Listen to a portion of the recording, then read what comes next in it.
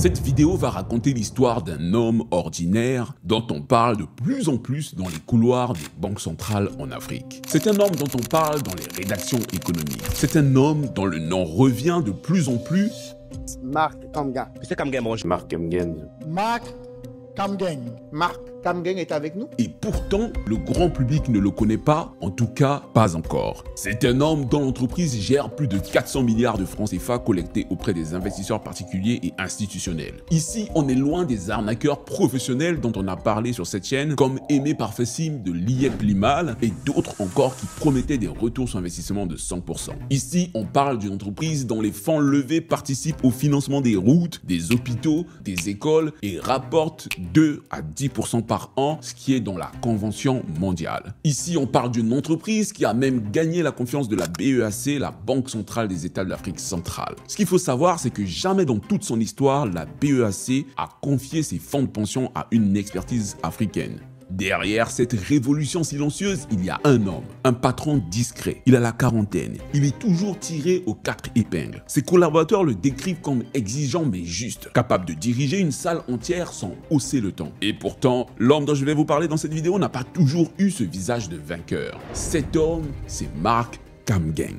Et figurez-vous qu'au départ, c'était un inconnu, un petit poussé face aux géants. Il faut savoir que Marc démarre avec de sacrés atouts. Il est multidiplômé de prestigieuses écoles en France et en Allemagne. Il a même été aux États-Unis où il a obtenu un diplôme de la Harvard Business School. Mais malgré tout ce bagage, tous ces diplômes, il arrive tout de suite à se rendre compte que sans réseau, sans piston, sans capital de départ, il est très difficile de commencer à entreprendre en Occident. Il se sent étranger dans un système et surtout, il n'y a personne avant lui qui n'a entrepris dans la gestion d'actifs. Et mettez-vous à sa place, comment espérer réussir dans un secteur où toute la diaspora est persuadée que pour un Africain, il est impossible d'entreprendre et réussir dans la gestion d'actifs en Europe. Tout ça pour dire que malgré ses diplômes, Marc commence déjà avec un sacré handicap, une croyance limitante. Alors quand je vous dis ça, il va se poser une question toute simple. Comment un Camerounais parti de rien a-t-il réussi à bâtir en silence une entreprise capable d'investir les fonds des institutions,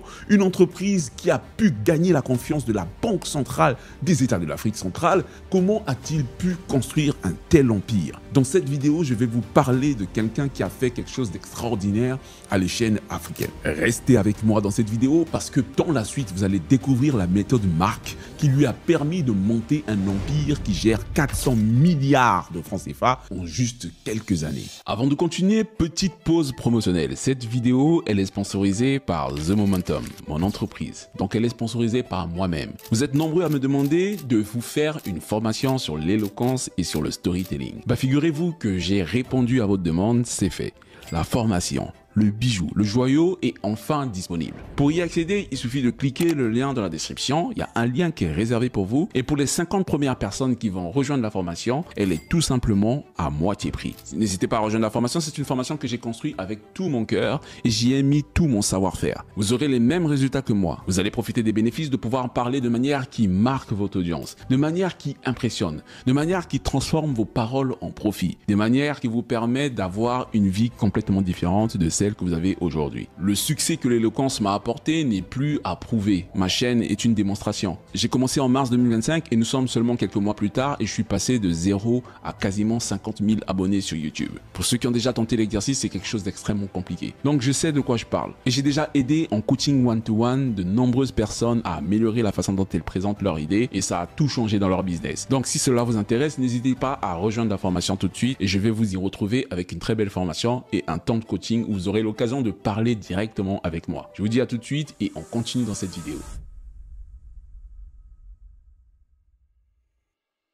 Pour comprendre l'histoire de Marc, imaginez juste un jeune garçon né à Yaoundé au Cameroun. Marc n'a rien d'un héritier, pas de fortune familiale, pas de piston. Ce qu'il a, c'est une soif de comprendre le monde. Et pour comprendre le monde, il commence par 2 diplômes en France, à savoir un master en sciences physiques, puis un MBA en finance et IT. Ensuite, il s'envole en Allemagne où il fait un master en développement économique et en développement international. Puis, fort de son diplôme allemand, il se rend aux États-Unis, plus précisément au Harvard Business School. C'est là qu'il va découvrir un univers qui va marquer toute sa vie. Cet univers, c'est l'asset management, encore appelé en français la gestion d'actifs. Étant donné que vous n'êtes pas tous des pros de la finance, permettez-moi de vous expliquer en une minute le concept de la gestion d'actifs. Imaginez juste un enfant qui reçoit chaque semaine de l'argent de poche. Mais il se dit, plutôt que de tout dépenser en bonbons et en confiserie, il va confier son argent à un ami intelligent pour que celui-ci puisse le fructifier. Cet ami intelligent, c'est le gestionnaire d'actifs. Qu'est-ce qu'il va faire? Il va aller acheter des billes avec l'argent qu'on lui a confié. Il se rend au marché, il achète des billes. Le lendemain, quand ils se rendent tous à l'école, lui, pendant la récréation, pendant que tous ses camarades jouent, il va décider de vendre les billes à l'acheteur le plus offrant. Et c'est comme ça que pour des billes qu'il achetait à 10 €, il va collecter un chiffre d'affaires de 30 €. À la fin de l'opération, donc à la fin de la journée, il va retourner voir son ami investisseur en lui disant « Tiens les 10 € que tu m'avais confiés au départ et en plus, je te rapporte un bénéfice de 20%, donc je te mets 2 € au-dessus. » L'investisseur est content parce que sans faire aucun effort, il a investi 10 €, l'argent a travaillé pour lui et il a reçu en retour 12 €. Celui qui permet de fructifier cet argent s'appelle un gestionnaire d'actifs, je vous l'ai déjà dit. Donc un gestionnaire d'actifs, c'est quelqu'un qui prend l'argent des autres pour l'investir intelligemment et fait en sorte que tout le monde y gagne. Sauf que dans la vraie vie, on ne parle pas de 10 € ou de 20 €, on parle des milliards d'euros qui sont confiés par les banques et les assurances à des fonds de retraite. Et en fait, Mark Kangeng est quelqu'un qui, dans son parcours professionnel, a appris à jouer à ce niveau-là. Et 2012, un groupe marocain m'expatrie. Me prend pour m'amener au Maroc. Et voilà, je travaille au Maroc pendant 4 ans et demi, 5 ans. C'est là où je plonge dans l'asset management. Au Maroc, j'étais gérant de fonds. Donc, je gérais un fonds action qui, dans une société de gestion d'actifs, qui investissait, le fonds action investissait sur tout le continent. Donc, c'était le premier fonds thématique africaine. Comme les Maghrébins me disent, les Marocains me disent, la thématique africaine, investissement hors Maroc sur tout le continent. Et c'était une super expérience, que je me voyage un peu partout dans le continent où il y a un marché financier. Grâce à son expérience professionnelle, il va beaucoup voyager en Afrique et il va être choqué par un fait. En voyageant sur le continent, Mark réalise que toute l'Afrique centrale n'a aucune société de gestion d'actifs moderne. Et donc je voyage partout, mais pas dans un endroit. Parce que je ne vais pas en Afrique centrale. Voilà. Et je me dis, mais comment ça se fait qu'il n'y ait pas... Pourquoi, genre, en Côte d'Ivoire, je vais en Côte d'Ivoire, il y a déjà la BAVM, l'Afrique du Sud, qui est 90% de l'activité de marché du continent, Égypte, Ghana, Nairo, Kenya. Dans toutes ces places-là, tu as des places tu as des marchés, Nairobi Stock Exchange, Ghana Stock Exchange, Nigeria Stock Exchange, tu as Égypte Stock Exchange, tu as des Stock Exchange partout, quoi. Tu as une association qui s'appelle l'ASEA, qui est l'association des places de marché. Et donc, étant camerounais, je me dis, mais comment ça se fait que d'où je viens, il n'y a pas cette activité?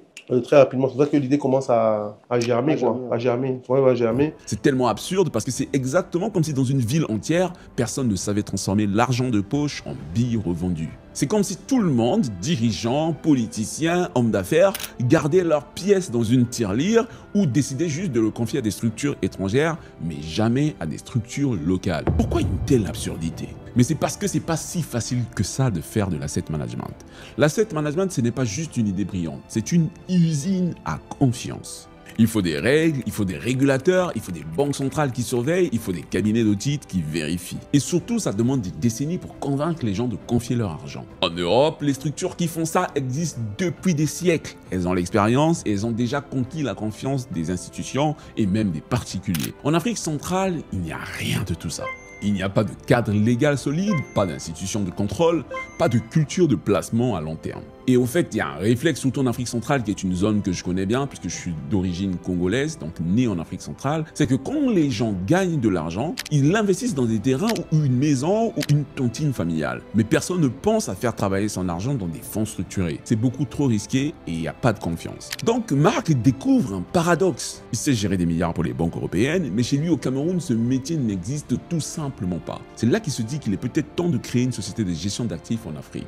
Mais or, créer une société de gestion d'actifs en Afrique centrale, c'est comme vouloir ouvrir le premier aéroport dans une ville où il n'y a jamais eu de piste d'atterrissage ni de tour de contrôle. C'est-à-dire que quand tu décides de faire ça, il y a tout le monde qui te regarde comme un rêveur. Et c'est ce regard mi-moqueur, mi-sceptique qui va accompagner Mark dans ses premières années de combat. Ce qu'il faut savoir, c'est qu'une fois qu'il a ça en tête, Mark va rentrer au Cameroun en 2014. Il arrive à Douala, il retrouve la joie des klaxons intempestifs dans la rue, mais aussi la joie de vivre. Il va commencer petit, il va louer un petit bureau avec son associé. Dans ce bureau, il n'y a pas de moquette épaisse, il n'y a pas de gratte-ciel vitré, c'est vraiment un bureau de la débrouille. Chaque matin, avec son associé, ils sont enthousiastes, ils viennent au bureau, ils s'installent comme des banquiers, mais ils n'ont pas d'argent. Ce qui est fou, c'est qu'ils écrivent les stratégies au tableau, ils simulent des réunions d'investissement, mais tout ça, c'est complètement fictif. Surtout que nous, on avait quand même déjà l'exigence de faire comme si on avait du business.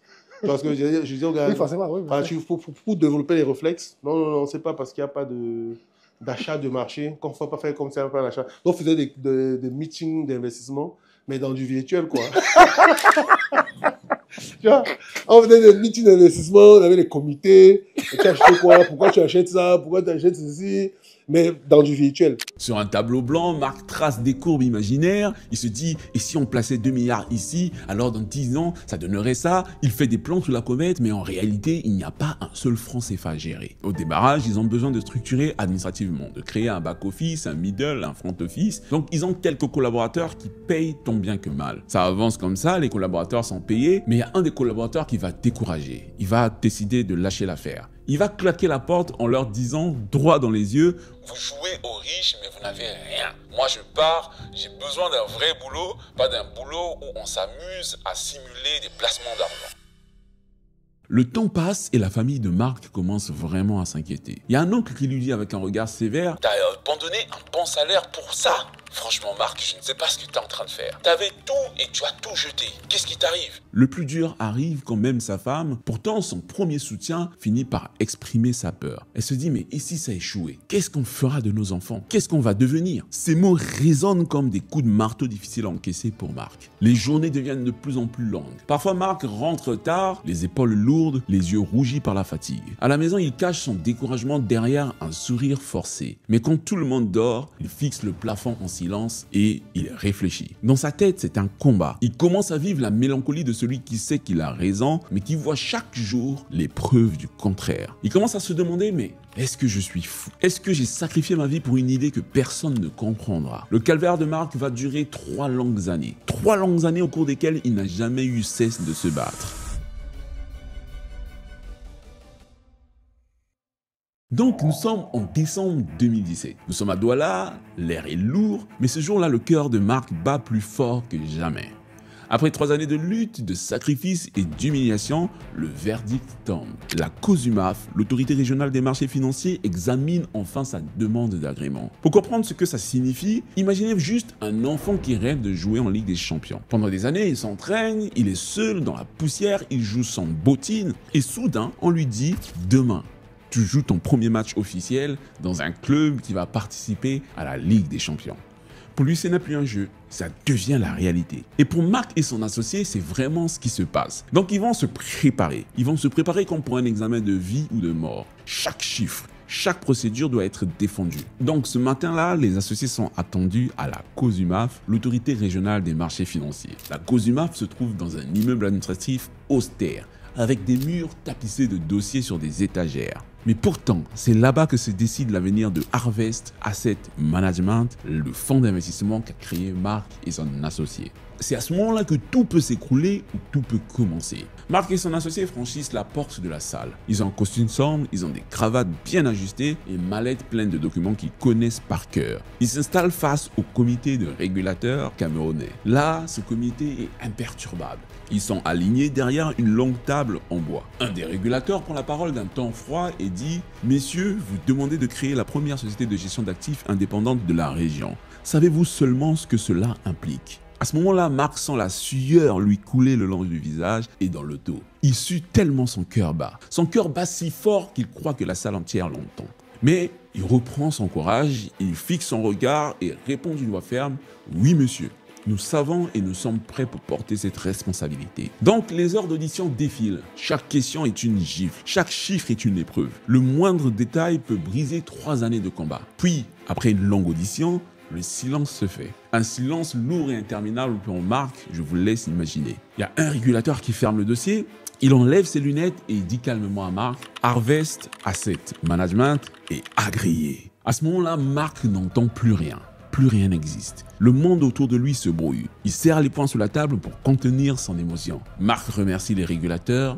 Ils sortent de ce bureau. Ils arrivent dans la rue. Il fait déjà nuit. Les néons de la rue brillent Mais pour Marc, tout semble flou tellement il est sous le choc. Il lève les yeux vers les ciels et il va murmurer cette phrase, c'est le début. À cet instant, Marc sait très bien qu'il n'y aura plus de retour possible. Il a mis 3 ans à bâtir une coquille vide, désormais cette coquille a une existence légale. C'est comme si on avait apposé un sceau sur son rêve, sur ce sceau il est écrit « Tu n'as plus le droit d'échouer ». Et je m'imagine ce que Marc s'est dit à ce moment-là. Il a dû se dire « Avant c'était du théâtre, à partir de ce jour c'est la vraie scène ». Et quand on est sur la vraie scène, on doit jouer pour gagner. Dès 2018, Harvest Asset Management n'est plus une coquille vide. C'est désormais une société légale reconnue qui doit prouver sa valeur. Et la première victoire ne se fait pas attendre. Marc va signer un partenariat avec Banque Atlantique. Dans ce mariage naît un fonds commun de placement baptisé Atlantic Performance. Les résultats sont sans appel. 25 milliards de francs CFA collectés dès la première année. C'est incroyable. Pour la première fois, des milliers d'épargnants découvrent qu'on peut faire fructifier son argent sans tomber dans les arnaques. En 2019, Marc attaque un nouveau marché. Il s'attaque au Gabon. Il va lancer le fonds BGFI Atlas en partenariat avec la première banque gabonaise. Et là, pour Marc, c'est l'atteinte de la première couche de la stratosphère. Les encours franchissent la barre symbolique des 100 milliards de francs CFA. Puis survient 2020. Le monde est secoué par la pandémie, partout les économies s'effondrent, mais c'est là que Marc va réussir son coup de maître. La Banque centrale des États de l'Afrique centrale lui confie une partie de son fonds de pension. Imaginez juste ce que cela signifie. En fait, pendant des décennies, ces sommes colossales étaient confiées uniquement à des institutions européennes. Et soudain, pour la première fois de l'histoire, une expertise africaine gagne cette confiance sacrée. Marc raconte que lorsqu'il a reçu l'appel de confirmation de la BEAC, il est resté figé, incapable de parler pendant quelques secondes. À sa place, j'imagine que vous serez sous le même choc. Son associé incrédule va lui demander « T'es sûr d'avoir bien entendu ?» Et c'est là que Marc va finir par répondre d'une voix tremblante mais ferme « Oui, ils nous ont choisis. C'est nous, ils nous ont choisis. » C'est à ce moment précis que Marc va comprendre quelque chose. Harvest n'est plus une promesse, ce n'est plus un jeu. Harvest devient un acteur incontournable en Afrique. En 2021, Harvest Asset Management gère désormais plus de 240 milliards de francs CFA. Il détient 70% du marché de la CEMAC. Marc reçoit le prix prestigieux de Asset Manager of Year qui est décerné par Financial Afrique. Asset Manager de l'année. Et ce prix est décerné à Marc Kamgeng. Ça signifie que c'est le leader de l'asset management en Afrique. Là où certains prenaient encore Harvest Asset Management pour une aventure fragile, la petite structure devient un géant continental. En 2023, Harvest gère déjà 350 milliards de francs CFA. En 2024, c'est l'apothéose. Harvest va passer le cap symbolique de 415 milliards de francs CFA sous gestion. C'est plus que le budget annuel de certains États africains. Je ne sais pas si vous imaginez la puissance de l'empire. Chaque franc CFA, chaque euro, chaque dollar collecté par Harvest finance des projets concrets en Afrique. Ça finance des routes, ça finance des hôpitaux, ça finance des infrastructures pour rapporter de la rentabilité à tous les investisseurs. Donc, pendant que les systèmes frauduleux à la Liep-Limal engloutissaient l'épargne des Africains, Marc construisait une machine qui transforme l'argent en développement réel. Beaucoup d'entrepreneurs africains auraient profité de ce succès pour se reposer ou pour céder aux raccourcis ethniques. Mettre un blanc de façade devant par exemple. Mais Marc n'a pas fait ça. Pour lui, ce serait une trahison de sa mission. Il répète souvent à ses équipes, la réussite doit venir de l'excellence, pas de la couleur de peau. Si nous sommes bons, le monde viendra à nous. C'est comme ça qu'un soir, en quittant son bureau de Douala, Marc observe les lumières de la ville. Il se dit cette chose toute simple. Tout ce que nous faisons, c'est pour que l'Afrique n'ait plus jamais besoin de tendre la main ailleurs pour gérer sa richesse. Voici comment 8 années se sont écoulées depuis le petit bureau vide des origines. Marc n'a rien lâché. Aujourd'hui, Harvest Asset Management gère plus de 415 milliards de francs CFA. Ces fonds financent des routes, des hôpitaux, des infrastructures de toutes sortes. Et surtout, en 8 ans, pas un seul scandale, pas une seule faillite. Pendant que des milliers d'Africains perdaient leur argent dans des systèmes frauduleux, Marc prouvait qu'il existe une autre voie. La discipline, la régulation et la patience. Je dis souvent à mes amis que quand on vous promet 40% de rendement garanti, ça signifie que c'est une arnaque à 100%. La vraie richesse se construit lentement, mais sûrement. Et cette phrase résume tout. Ce qu'il faut comprendre, c'est que nous ne manquons pas de solutions en Afrique. Nous manquons de patience et de responsabilité. Car, en réalité, si vous réfléchissez bien, la finance moderne, ce n'est pas de la magie compliquée, je vous l'ai expliqué dans cette vidéo. C'est la même logique qu'un champ agricole. On plante, on arrose, on attend. On attend. Celui qui veut récolter dès le lendemain matin se fera toujours piéger par les vendeurs d'illusions. Les témoignages de Harvest Asset Management parlent d'eux-mêmes. Il y a un ancien client, un modeste fonctionnaire, qui va témoigner en ces mots. Il va dire « J'ai investi 100 000 francs CFA en 2018, aujourd'hui j'ai 150 000 francs CFA. Ce n'est pas spectaculaire, mais c'est la première fois de ma vie que je gagne de l'argent sans le perdre. » Ça veut tout dire. Et c'est vraiment là que réside la révolution en Afrique. Marc n'a pas promis des miracles, il a offert quelque chose de plus précieux, il a offert à l'Afrique la confiance retrouvée. Aujourd'hui, l'histoire de Marc Kamgeng n'est pas seulement celle d'un entrepreneur. Pour moi, c'est une invitation pour toute une génération, c'est la raison pour laquelle j'ai choisi de parler de l'histoire de Marc. Ce qu'il faut comprendre ici, c'est que nous devons arrêter de chercher les illusions ou de l'argent facile. Nous devons accepter que la richesse se construit dans le temps. Nous devons devenir responsables de notre avenir, c'est-à-dire à chaque fois qu'il manque une solution qui doit résoudre un problème vécu dans la douleur par des millions d'Africains, c'est à nous de créer cette solution plutôt que d'accuser les sorciers, les présidents ou la France. J'ai envie de vous dire une chose qui est simple et bateau. Organiser le bureau des pleurs à longueur de journée, ça ne nous mène à rien. Parce que, vous le savez déjà, mais je vous le redis encore, nous possédons déjà en nous et autour de nous la solution que nous réclamons auprès des autres. Donc il va se poser une question qui s'adresse à toi qui me regarde. Est-ce que nous avons vraiment le courage de voir les problèmes autour de nous, de trouver des solutions et de les concrétiser? Si tu as aimé cette vidéo, n'hésite pas à t'abonner. Vous êtes de plus en plus nombreux à rejoindre la chaîne et je vous dis merci du fond du cœur. N'hésite pas à laisser un like, à faire ton plus beau commentaire, me dire ce que tu penses de l'histoire de Marc. C'est un homme courageux. J'espère que tu en as conscience et que tu laisseras à Marc le commentaire le plus élogieux. Si tu aimes le type de contenu que je fais sur ma chaîne, n'hésite pas à regarder la vidéo qui suit. C'est une vidéo encore de qualité qui va te permettre de comprendre les pièges à éviter si tu veux réussir dans l'entrepreneuriat ou simplement t'enrichir. Je parle de quelqu'un qui a déjà vécu une expérience qui mérite d'être partagée. Je te dis à tout de suite, tchuss!